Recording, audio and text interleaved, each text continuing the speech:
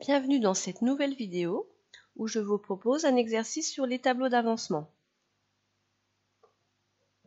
Alors voici l'énoncé et les différentes questions. Donc on fait réagir du diazote avec du dihydrogène pour fabriquer de l'ammoniac, formule chimique NH3. Donc dans un premier temps, il faudra calculer les quantités initiales de chaque réactif. Ensuite, vous ferez un tableau d'avancement afin de déterminer la masse d'ammoniac formée à l'état final. Et pour finir, on vous demande le nom et la masse du réactif en excès. Quelques données qui vous permettront de répondre aux différentes questions. Donc la masse molaire de l'azote et la masse molaire de l'hydrogène. L'équation bilan de la réaction est donnée. Donc elle signifie qu'une molécule de diazote réagit avec 3 molécules de dihydrogène pour former 2 molécules d'ammoniac NH3. Alors maintenant, je vous propose de mettre la vidéo en pause et je vous laisse chercher l'exercice pendant quelques minutes. Voilà, à tout de suite.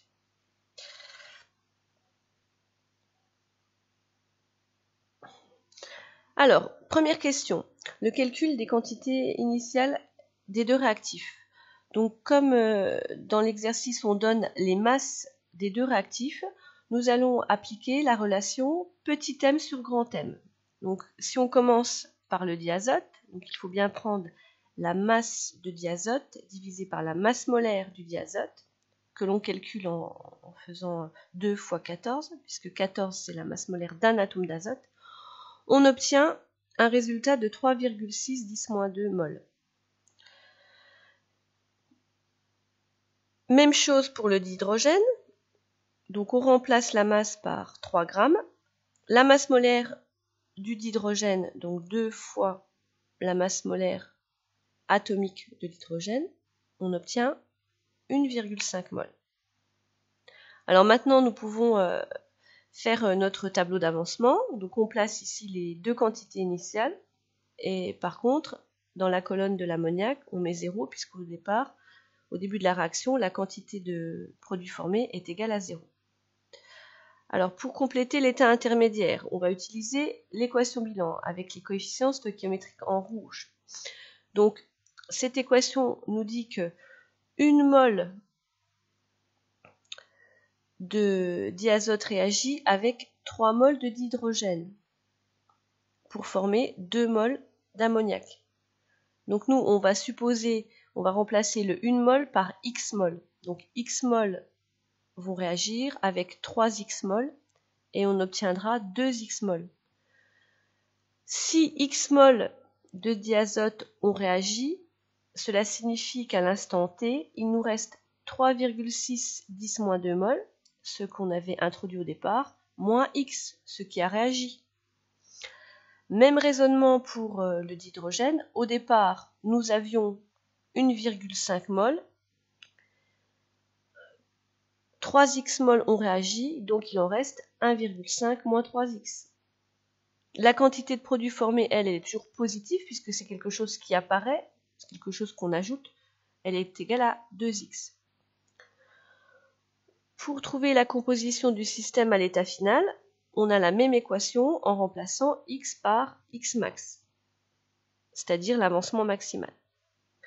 Alors maintenant, on va faire les deux hypothèses afin de trouver le réactif limitant.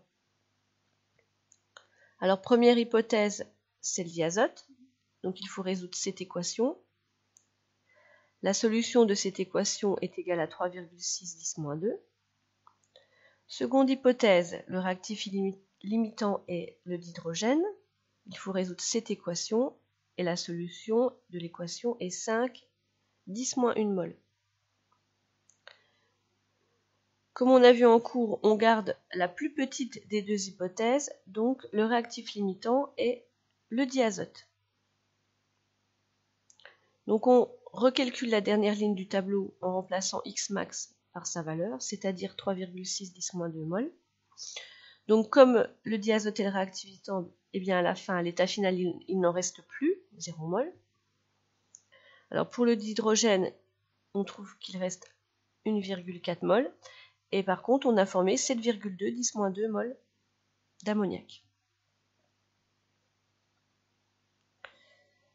Alors, pour trouver la quantité finale d'ammoniac formée, eh bien, il faut aller voir dans le tableau d'avancement, dans la dernière colonne, dernière ligne. Elle est égale à 7,2 10-2 mol. Donc ça, c'est en mol. On en déduit la masse avec la formule N fois grand M. Donc quand on remplace chaque lettre par sa valeur, la masse molaire de l'ammoniac, ça vaut 17. On trouve 1,2 g. On arrondit le résultat avec deux chiffres significatifs, puisque dans les données de départ, on a deux chiffres significatifs. Alors, le réactif en excès, on a vu que dans le tableau d'avancement, à l'état final, il n'y a plus du tout de diazote, par contre, il reste du dihydrogène. Donc c'est le réactif en excès. À la fin, il en reste 1,4 mol. Donc pour trouver la masse finale de dihydrogène, il suffit d'appliquer la relation N fois grand M. Et donc on remplace le nombre de moles par 1,4. La masse molaire est égale à 2, donc on trouve 2,8 g. Voilà. Eh bien, je vous remercie pour votre attention et je vous donne rendez-vous une prochaine fois pour une nouvelle vidéo.